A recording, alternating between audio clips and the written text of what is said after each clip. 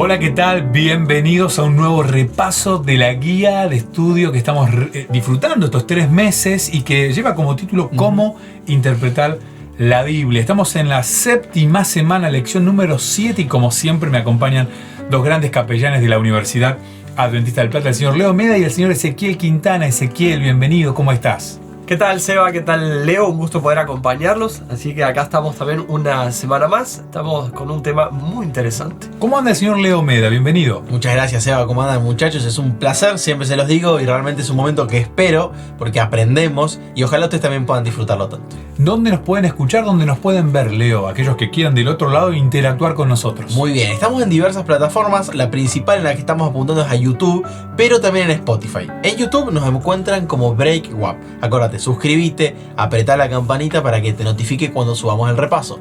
Después, en Spotify, ahora que podemos salir quizás a dar una vueltita y hacer un poquito de ejercicio, está bueno que te pongas los auriculares y nos escuches a través de nuestra cuenta Capellanía WAP. Si pones el título ¿Cómo interpretar la Biblia? Interpretar la Biblia, te va a aparecer la opción de Capellanía WAP y ahí pones seguir y automáticamente vas a estar todas las semanas conectados por Spotify. Perfecto. ¿Cómo nos encuentran en Facebook, mi estimadísimo Ezequiel? Bueno, también en Facebook estamos presentes, Capellanía WAP. Nos van a poder encontrar ahí el Facebook, los invito a que lo puedan ver al video, compartirlo para que esto se pueda hacer más viral, más personas puedan disfrutar de este repaso de escuela sabática. Así que bueno, están invitados a compartir el material. Estamos en la 7ª semana y le voy a pedir a Ezequiel si me puede decir el título de esta semana y el texto bíblico para memorizar aquel que vamos a usar casi como fundamento de esta semana. Totalmente. Dice idiomas, texto y contexto. Bien. Algo que habíamos mencionado en algunas otras lecciones anteriores, pero ahora vamos a hacer un poquito más de énfasis o de foco en este tema. El texto clave: tomad este libro de la ley y ponedlo al lado del arca del pacto de Jehová vuestro Dios, y esté allí por testigo contra ti. Deuteronomios 31:26 es el texto entonces para que podamos ir memorizando a lo largo de esta semana. Esa última parte, testigo contra ti, me llama mucho la atención y la subrayé y se me había venido una palabra a la mente y también la anoté, la palabra espejo, ¿no? ¿Qué representa un espejo? Algo donde nosotros nos podemos comparar, y eso es el propósito de la ley de Dios para nosotros, un espejo en el que nosotros podamos estar ahí contra ti, dice, ¿no? Algo frente a vos en el cual te puedas contrastar y puedas ver cómo estoy yo ante Dios, ante la ley de Dios, que es la que me va a orientar, me va a ir guiando.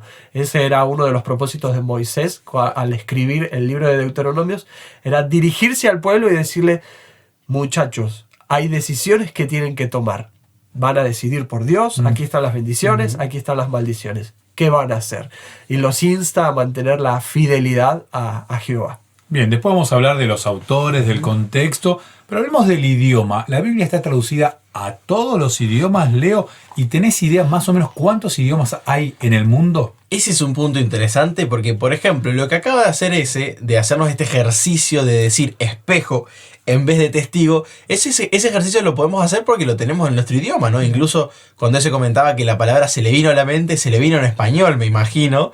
No sé si es así ese. Totalmente. Y esto es porque nosotros tenemos la Biblia en nuestro propio idioma. Pero ¿saben qué? En el mundo hay 6.000 idiomas repartidos en millones y millones de personas, y nuestra Biblia completa solo está traducida a más de 600 idiomas. Sí, es verdad, hay algunas porciones como el Nuevo Testamento y quizás otros libros de la Biblia que están quizás más traducidos a alrededor de 2.500 idiomas, pero sigue siendo menos de la mitad de los idiomas que tenemos en nuestro mundo. Es decir que hay un montón de personas, dice acá nuestra lección, se estima que 1.500 millones de personas no cuentan con la Biblia completa.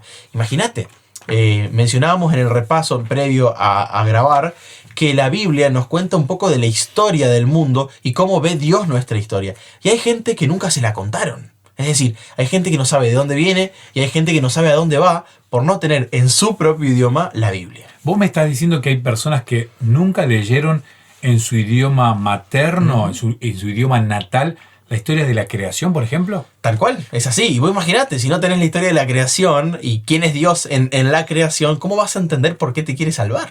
De paso, te pregunto esto porque la historia de la creación es la lección que vamos a estudiar la próxima semana, que nos ayuda a interpretar la Biblia. Hablando de de las palabras y de los significados, ese.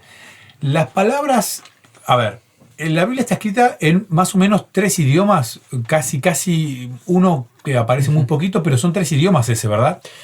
Sí, mayormente encontramos el idioma hebreo, que es lo que compone el Antiguo Testamento, con algunas pinceladas en Esdras, en Daniel, del arameo, otra lengua muy hablada en ese entonces. Ya pasando un poquito más el transcurrir de la historia, encontramos que el Nuevo Testamento se escribió en griego, el griego koiné, una lengua, ese griego común, cotidiano, el de la calle, ¿no? Ese que hablaban incluso los que no sabían leer ni escribir, también lo hablaban. Entonces, ahí encontramos estos 3 idiomas, ¿no? Hebreo, arameo y griego, que componen una escritura. Cada uno en un contexto, o sea, en ciertos años, se escribió con un cierto contexto y se trató de transmitir una idea por medio del lenguaje humano, que es complicado también. A ver, todas las palabras que yo tengo en mi Biblia en español tienen el mismo significado en hebreo, o hay algunas palabras que son casi intraducibles desde el original, mi estimado Ezequiel o Leo, no sé cuál de los dos quiere contestarme. Ahí tengo algo para comentar, y es que hay algunas palabras que significan muchas cosas, ¿no? Y hay otras que significan menos. Pienso en un ejemplo que a mí me pasó cuando estudiaba teología y tuve que hacer una investigación y decidí hacerla sobre Job, porque ahí en ese libro se dice que Job era perfecto, ¿no es cierto? Y yo, pensando en español, con toda mi tradición cultural, mi bagaje familiar, pienso que quizás perfecto significa sin mancha o sin ningún tipo de error, que creo que es lo que la mayoría de mi contexto, de mis conocidos piensan, ¿no? Pero cuando uno se acerca a lo que significa esa palabra, significa cabal, completo, ¿no es cierto? Pero en ningún momento significa que no tuvo error en toda su vida. Y eso te da quizás una idea muy diferente de lo que es la perfección para la Biblia y lo que yo entiendo en Argentina, en Entre Ríos, a mis 25 años, por la palabra perfección. Bien, y algo habla esta semana de Shalom, mi estimado Ezequiel, ¿no? Una palabra que tiene varias traducciones o varias maneras de traducirse, pero que en definitiva tiene más que una traducción, un concepto que está detrás de la palabra Shalom. ¿Es así ese? Totalmente. Quiero mencionar una pequeña oración que subrayé antes de que veamos esto de Shalom. Dice: el Señor eligió hacer esto en lenguaje humano, haciendo que sus pensamientos e ideas sean visibles mediante las palabras humanas. Eso es considerando de que Dios tiene un mensaje divino que darnos por medio de un canal humano. Son los idiomas, son la forma en la que hablaba y se expresaba. Esta palabra Shalom, que representa la paz, ¿no? Ahora, ¿qué es paz en español y qué será Shalom en hebreo? Ahí le podemos poner el signo igual al lado y queda tal cual, sin ningún agregado.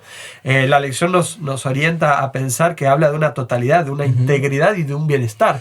Podría decir de un estado de bienestar, donde no hay problemas. El shalom, ese shalom que Dios nos quiere dar, la paz que Dios te quiere dar no es la que el mundo da, ¿no? En la Biblia encontramos esta expresión. Entonces, esa paz es algo más fuerte, no sería la ausencia de guerras, no quiere decir eso. Es un estado que en medio de las dificultades yo puedo tener shalom también. En medio de un problema, de una enfermedad, Dios te puede dar shalom. Entonces, ¿qué sería paz? En medio de una guerra también te puede dar shalom, porque es algo que viene de Dios. Hay un contexto profundo que la palabra significa más de lo que yo interpreto con ese bagaje, como decía Leo, que traigo de mi infancia. O sea, las palabras entonces tienen diferentes significados, no es tan literal, no se puede traducir tan literal. Por eso uno tiene que entender la forma en la que se escribía en hebreo, en este caso, que es donde nos llega gran parte de la Biblia, o en el propio griego, que también hay una diferencia grande en cuanto a la escritura. Pero hablando específicamente del hebreo, a ver, me equivoco Leo, si yo digo que en español escribimos con la fórmula sujeto, verbo y predicado. Y en el hebreo no es así. Exacto. ¿Quién se anima a explicármelo? Vamos a dejarlo a ese que pueda explicar. El hebreo tiene otra forma de crear la oración, de crear la frase, la expresión. Se expresa diferente, ¿no? De hecho, se escribe con otra forma. Y tiene que ver con el pensamiento hebreo, con la forma en la que ellos encadenan el pensamiento, la cosmovisión del mundo. Un hebreo no va a pensar como yo, que estoy en el 2020. Un hebreo de ese entonces, de esa época, no va a pensar y no va a ver el mundo como lo veo yo con esta influencia griega, por ejemplo, que tengo ahora, mi influencia de ver el mundo en cajitas y de separarlo todo y de que nada se tiene que mezclar. Ahí hay un concepto de integridad, ¿no? Muchas veces hablamos de la salud integral. Bueno, aquí vamos a hablar de un mensaje integral, de un contexto integral. No puedo separar el trabajo de la familia y mi relación con Dios de mi relación con mis seres queridos. No lo puedo. El hebreo, en su forma de escribir, en su forma de hilar las oraciones, también va a hacerlo y lo va a expresar de esa forma. Tal cual. A ver, ¿y usa la repetición como una herramienta para fijar ciertos conceptos el hebreo? Tengo acá un ejemplo de Isaías 6.3, donde dice: Santo, Santo, Santo, Jehová de los ejércitos. 3 veces. 3 veces. Parece que cuando hablaban de atributos de Dios, repetían 3 veces para enfatizar justamente, estoy hablando de algo que es de Dios, un atributo de Él. Que te quede claro que es santo. Tal cual. Incluso algo que mencionábamos antes de grabar el repaso, hablábamos del quiasmo, ¿no es cierto? Esta forma de estructura literaria donde puedo enfatizar por el lugar donde se encuentra en el desarrollo de la idea, la frase o la palabra en específico. Entonces, en el lugar en el que está, me indica que es importante o es la idea central, y lo demás acompaña o es instrumental a lo que estoy queriendo decir, ¿no? Entonces, todo este tipo de formas de escritura, de forma de pensamiento, ¿no? Empecemos por ahí, son formas de pensamiento que se traducen en escritura, nos ayudan a pensar que nosotros tenemos que hacer un ejercicio de interpretación, un ejercicio de traducción. Y hay un detalle más, que esto quizás no todos lo han pensado, porque no todos pasaron por una facultad de teología, y es que hay términos que solo están una sola vez en la Biblia, Seba. Una sola vez. Solo una. Solo una. Los famosos apax legomenon, que no tenemos posibilidad de contrastar con otros párrafos donde se encuentren. Y esto plantea realmente un gran desafío para saber qué significan esas palabras. Hay métodos, hay formas, pero sabemos que quizás no son literales, como vos lo decías, ¿no? Yo me animo a decir, corríjanme, pero en este momento de cuarentena, de aislamiento, tenemos la buena excusa de poder estudiar el hebreo, que uno se asusta cuando lo ve las rayitas, pero cuando uno entiende lo que significa cada símbolo, a qué letra equivale de nuestro idioma, y empieza a entender cómo funciona el hebreo, me animo a decir que no es tan difícil, y que con un estudio de unos 6 meses, 8 meses, uno puede agarrar un ejercicio interesante y descubrir grandes verdades en la Biblia. ¿Estoy exagerando ese? No. De hecho, es lo que Dios quiere que nosotros podamos hacer, ¿no? Tener un estudio profundo, acercarnos a la Biblia, buscar su contenido y traerlo a nosotros. Estoy totalmente convencido que el Señor, mediante su Espíritu Santo, por más que nosotros podamos plantear que estos son desafíos de traducción, desafíos de comprensión del contexto original o de la intención del autor, el Señor quiere que nosotros podamos entender, y lo puede hacer. Eso es lo que hablamos también de la revelación, de la inspiración y de la iluminación. El Espíritu Santo nos puede iluminar para comprender la Biblia en nuestro idioma, con nuestro contexto, con lo que significan las palabras para nosotros hoy. De hecho, estaba acordándome del ejemplo de cuando Jesús habla y dice: de cierto te digo. Él era un hebreo, un griego parlante, pero con una mentalidad de hebreo. Estaba en el pueblo de Israel, vivía en Judá, en Jerusalén. Él estaba ahí en esa zona, Nazaret, y viajando, pero él era un hebreo. Estaba hablando en otro idioma que no era en el que su mente estaba, con el que su mente fue construida, fue creada, ¿no es cierto? Fue pensando como un hebreo, como eso que mencionábamos recién. Tal cual.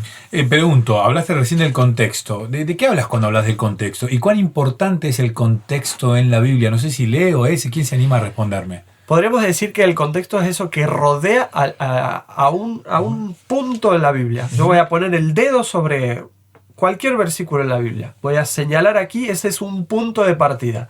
Entonces, el contexto va a ser todo lo que rodea este texto. Hay un contexto inmediato y un contexto más lejano, ¿no? Entonces, yo tengo que ver la historia. ¿Cuál es el hilo de la historia? ¿De qué viene hablando? Okay. ¿Qué están diciendo? Entonces, ese es el contexto, lo que va a rodear a ese punto en el que yo me voy a parar. A ver, y hablemos también del autor y del libro, que me parecen fundamentales. Si yo agarro y digo, Leo, si yo digo, en lugar de delicados pastos me hará descansar, yo digo, ¿qué? ¿Me está tratando que soy una vaca? ¿Qué soy? ¿Qué soy? Pero cuando uno mira el contexto, el autor entiende de qué está hablando, ¿verdad? Más o menos va por ahí. Claro, incluso cuando uno piensa quién escribió, que fue David, ¿no? El que nos trajo esta porción de la Biblia, y sabemos que él se dedicaba a pastorear ovejas, era su cotidianidad. Incluso yo tengo un tema que lo he compartido bastante estos últimos días sobre Pablo y Timoteo, y Pablo le dice a Timoteo que él tiene que ser como, primero le dice un soldado, después un atleta y por último un labrador, ¿no es cierto? Incluso cuando yo compartía con unos chicos nos reíamos porque yo les dije, ¿qué? ¿Dios quiere que yo sea un Golden Retriever? Quiere que sea de esa raza de los perros, ¿no? Un labrador. Y es lo primero que sabemos nosotros en el siglo XXI, Exacto. por lo menos en mi barrio, lo que es un labrador. Un labrador. Tal cual. Pero lo que Pablo quería decir es que él sea como una persona que trabaja la tierra, ¿no? Con todo lo que eso involucra. Y yo creo que David también quería decir eso. Que en realidad Dios nos trata a nosotros como ovejas por la necesidad que nosotros tenemos de un pastor, ¿no es cierto? No quizás porque somos ovejas en otros aspectos, sino en relación al pastor. Pero eso, como bien Ezequiel nos decía, lo entendemos por un contexto. A ver, ¿Pablo escribe igual que Mateo, que Juan, que Pedro? ¿O hay una diferencia en cuanto a quién escribe? Y la pregunta es para Leo, y a ese le voy a preguntar, ¿el destinatario del mensaje original tiene algo que ver en mi comprensión hoy, año 2020? Miren, la escritura es muy diferente entre un autor y otro, ¿no? Incluso es tan marcada que, por ejemplo, nosotros sabemos que el libro de Hebreos, nosotros, porque creemos en la inspiración de Ellen White como profeta de Dios, nos dijo que Pablo era el que había escrito el libro o la carta a los hebreos, ¿no es cierto? Pero en el mundo protestante esto se discute bastante. Pero cuando nosotros vemos las otras cartas de Pablo, vemos una semejanza bastante amplia en la forma de escritura de las cartas que son abiertamente de Pablo y que tienen incluso yo, Pablo, apóstol de Jesucristo, y estas que quizás no son tan claras, ¿no es cierto? Y tenemos otras formas de escritura totalmente más simples que tienen una profundidad amplia por ser inspiradas por Dios, pero la forma de escritura de Pedro es más simple, ¿no es cierto? No lo vamos a negar. Y en la Biblia se nos dice que Pablo tenía educación formal, mientras que Pedro no, porque Pedro se dedicaba a la pesca. No necesitaba saber una forma de escritura tan poética o tan profunda, ¿no? No necesitaba estos recursos para su vida. ¿Y el destinatario ese, es importante tener en cuenta a quién le escribió y por qué le escribió? Exacto. Me vino justo a la mente la historia en la que Jesús habla y cuenta la parábola esta del buen samaritano, ¿no? Jesús le cuenta de esta historia del buen samaritano, de que está un hombre que un sacerdote no lo quería ayudar, un levita tampoco, y vino un samaritano, lo ayuda. Esto lo aplicamos mucho, es más, se han hecho videos, predicaciones de quién es el samaritano, pero ahí había un contexto, había ciertas personas. Elena de White nos amplía de que esas personas estaban ahí mientras Jesús contaba esta parábola, esta historia. Jesús tenía alguien a quien les estaba hablando directamente. También sus discípulos le preguntaron, Señor, ¿por qué siempre hablas en parábolas? Y Jesús le dijo, es para que me entiendan. Hay un destinatario primario, ¿no? Jesús o cualquier autor de la Biblia le estaba hablando, como Pablo muchas veces sucede, le habla a alguien en particular, a Timoteo, le habla a cada una de esas personas, de estos destinatarios, y les lleva un mensaje. Ahora sí, ese mensaje sabemos que son palabras de Dios usadas o puestas en un lenguaje humano que también se van a aplicar a nosotros hoy. Lo hacemos constantemente. Cuando leo la Biblia, como decíamos al principio, lo comparo con un espejo. Bueno, eso es la Biblia, esas comparaciones en las que yo voy a traer. Y termino con esto. Para mí es lo maravilloso de las Escrituras, que después de tantos años se sigue aplicando a mí, a mi vida, y se va a aplicar a mi hija, y se va a aplicar a mi vecino, y se va a aplicar a cada uno de nosotros en el contexto en el que estemos. Es maravilloso y es de Dios. Es sentir que uno lee la Biblia y dice, parece que me la escribió solamente a mí. Totalmente. Y le pasa a ese y le pasa a Leo. La última pregunta y ya cerramos. Pregunta para Leo. ¿Qué herramientas tengo para ayudarme en esto del estudio de la Biblia? ¿Hay algunas herramientas que puedo yo sumarle, además de la lectura diaria, a la Biblia? El sábado compartía con mi escuela sabática y hablábamos de que quizás vos no tengas la oportunidad de aprender hebreo. Ojalá que sí. Y como Seba nos decía, no es necesario ser un especialista ni dedicarte dedicar toda tu vida a esto. Unos pocos meses alcanzan para saber las bases. Pero si no tenés la oportunidad, por lo menos aprender a comparar Biblias en español. Agradezcamos a Dios que nosotros tenemos muchas, pero muchas versiones en español y las podemos comparar y contrastar, ¿no es cierto? Y esto es algo que está muy bueno, porque cuando yo contrasto tengo que saber que estoy contrastando dentro de la misma unidad, no estoy sacando de contexto, ¿no es cierto? Porque bueno, hay gente que contrasta más abiertamente y llega a conclusiones mucho más abiertas. Ahora, ¿qué puedo hacer yo? Bueno, me sitúo dentro del libro donde tengo esta porción de la Biblia que quiero saber qué significa y me fijo dentro de esta unidad llamada el libro, que tiene un autor y tiene destinatarios particulares, me fijo qué quiso decir ese autor, ¿no es cierto? Bueno, ahí puedo comparar en diferentes lugares donde aparece la misma palabra, si tengo la suerte, ¿no es cierto? Y bueno, y después ver el contexto, mejor dicho, el género del libro, ¿no? Tenemos libros históricos, tenemos recopilaciones, tenemos cantos, tenemos libros proféticos, y esos son otros tipos de unidades por género literario que a mí me permiten entender en un contexto literario qué se quiso decir, ¿no es cierto? Claro. Esas son pequeñas cosas. La última pregunta. Yo estudio la Biblia, la leo, aprendo, pero ¿me trae algún beneficio compartir con otro aquello que estoy aprendiendo de la Biblia?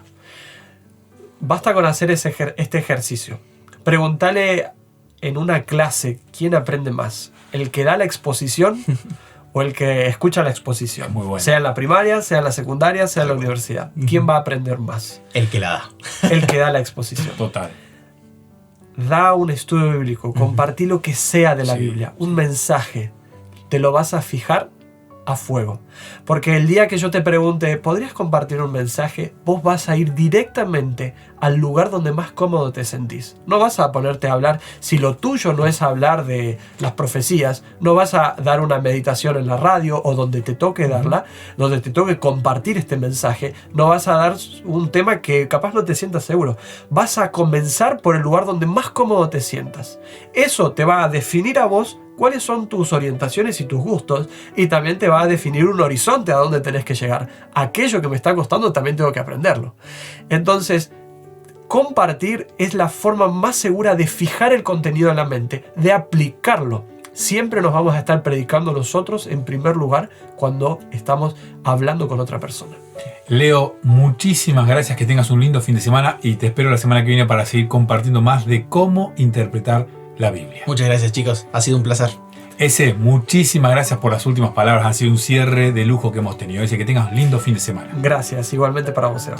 Y a vos que estás del otro lado, compartí este video, hacé del estudio de la Biblia un hábito saludable y compartí lo que estás aprendiendo con aquellos, como dijo muy bien Ezequiel, te va a hacer muy bien a vos y te va a fijar en vos una identidad. Que Dios los bendiga. La semana que viene nos encontramos en este mismo canal para seguir disfrutando de cómo interpretar la Biblia. Chao.